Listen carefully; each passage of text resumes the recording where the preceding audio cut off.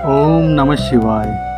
दोस्तों, आज मैं आपको एक ऐसी अद्भुत और रहस्यमयी यात्रा पर ले जाने वाला हूँ, जहाँ हम जानेंगे भगवान शिव और सावन के महीने के अतुलनीय महत्व को।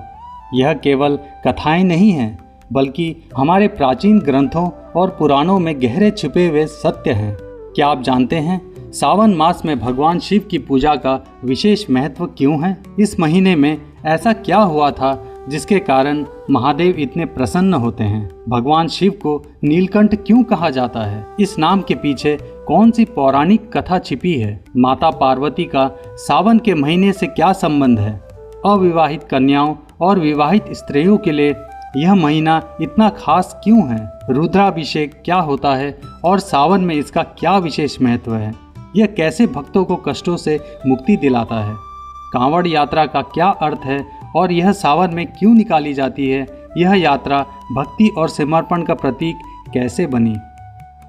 अगर आप भगवान शिव के सच्चे भक्त हैं तो इस वीडियो को अंत तक जरूर सुने। तो चलिए दोस्तों, मेरे साथ इस यात्रा का आनंद लीजिए। शिव की कृपा का मास जब सावन का महीना आता है तो प्रकृति ही नहीं, हमारा मन भी एक अलग ही शांति और पवित्रता से भर जाता है।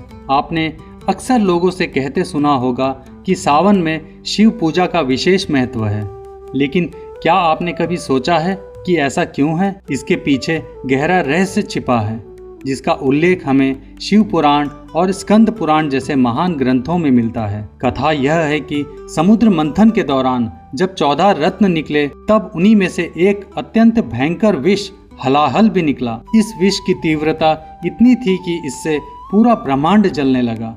अग्नि की ज्वालाएं उठने लगी, जिससे सभी देवी देवता और जीव जंतु भयभीत होकर त्राहिमाम करने लगे। कोई नहीं जानता था कि इस विनाशकारी विष से कैसे बचा जाए। सभी ने मिलकर भगवान शिव की शरण ली। सृष्टि को बचाने के लिए महादेव ने स्वयं उस विष को कंठ में धारण कर लिया।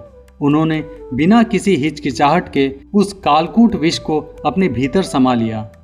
यह विष इतना तीव्र था कि उसके कंठ में अटक गया और नीला पड़ गया, जिससे उनका शरीर जलने लगा। तभी से उन्हें नीलकंठ के नाम से जाना जाने लगा। परंतु इस विष के भयंकर प्रभाव को शांत करने के लिए देवताओं ने भगवान शिव पर जल अर्पित करना शुरू किया। उन्होंने विभिन्न पवित्र नदियों के जल से शिव का अभिषेक किया ताकि विष का प्रभाव कम हो सके और उन्हें शीतलता मिले। यह घटना सावन मास में हुई थी। इसी घटना के कारण तभी से यह माना जाता है कि सावन में शिव पर जल चढ़ाने से महादेव अत्यंत प्रसन्न होते हैं और अपने भक्तों के सभी कष्टों को हर लेते हैं। लिंग पुराण में भी इस बात का विस्तृत वर्णन मिलता है कि किस प्रकार जल, बेलपत्र, धतूरा, आक के फूल, भांग और चंदन शिव को प्रिय हैं और इनके अर्पण से वे शीघ्र प्रसन्न होते हैं, भक्तों को आरोग्य, धन और मोक्ष प्रदान करते हैं। सावन में शिव को जल अर्पित करने से न केवल शारीरिक कष्ट दूर होते हैं,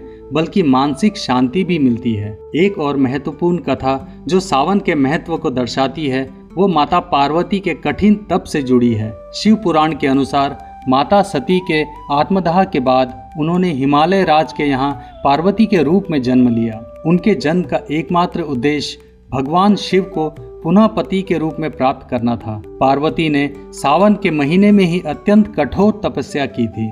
उन्होंने अन्न जल त्याग कर कई वर्षों तक केवल पत्तियां खाकर और बाद में बिना किसी सहारे के तप किया। उनकी इस अदम्य भक्ति और तपस्या से भगवान शिव अत्यंत प्रसन्न हुए और उन्होंने पार्वती को अपनी पत्नी के रूप में स्वीकार किया। इसी पावन मिलन के कारण यह माना जाता है कि सावन मास में अविवाहित कन्याएं अच्छे वर की प्राप्ति के लिए शिव पूजा करती हैं और विवाहित स्त्रियां अपने सुख, वैवाहिक जीवन, पति की लंबी आयु और संतान प्राप्ति के लिए महादेव का पूजन करती हैं। सावन में 16 सोमवार का व्रत भी विशेष रूप से रखा जाता है, जो मनोकामना पूर्ति के लिए अत्यंत फलदायी माना गया है। सावन में रुद्राभिषेक का विशेष महत्व है। रुद्राभिषेक भगवान शिव के रुद्र स्वरूप का अभिषेक है, जो विशेष वैदिक मंत्रों और पवित्र द्रव्यों जैसे जल, दूध, दही, घी, शहद, गंगाजल और विभिन्न रसों से किया जाता है।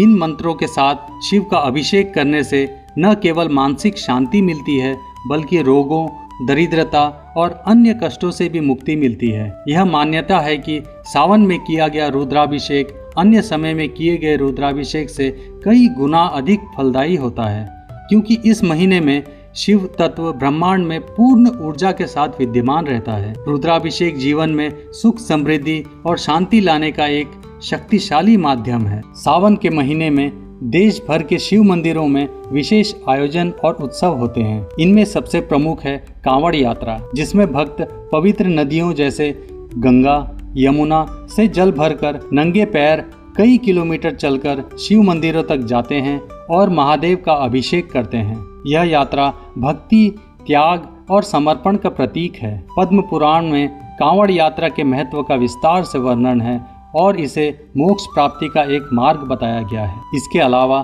सावन के हर सोमवार को मंदिरों में विशेष पूजा अर्चना, भजन कीर्तन और भंडारे आयोजित किए जाते हैं। कई भक्त सावन सोमवार व्रत रखते हैं, जिसमें वे पूरे दिन उपवास रखते हैं और शाम को शिव पूजा के बाद फलाहार करते हैं। यह व्रत शारीरिक और मानसिक शुद्धि का प्रतीक है। तो देखा आपने, सावन का महीना केवल बारिश और हरियाली का नहीं, बल्कि भगवान शिव की असीम कृपा, त्याग, प्रेम और तपस्या का प्रतीक है। यह वह समय है जब ब्रह्मांड में शिव तत्व सर्वाधिक सक्रिय होता है। ऐसा माना जाता है कि इस महीने में शिव अपने भक्तों की पुकार सुनते हैं और उनकी मनोकामनाएं पूरी करते हैं। इस महीने में की गई थोड़ी सी भी भक्ति हमें महादेव के करीब ले आती है और जीवन को आनंदमय बनाती है। यह केवल किंवदंतियां नहीं है, बल्कि हमारे धर्म और संस्कृति की गहरी नींव है, जो हमें जीवन जीने का मार्ग दिखाती है। अगर आपको इस अनुभव में कुछ भी ज्ञानवर्धक,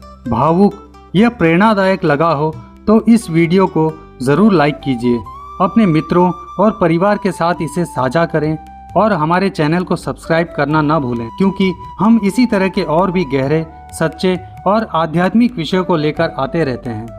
हर हर महादेव।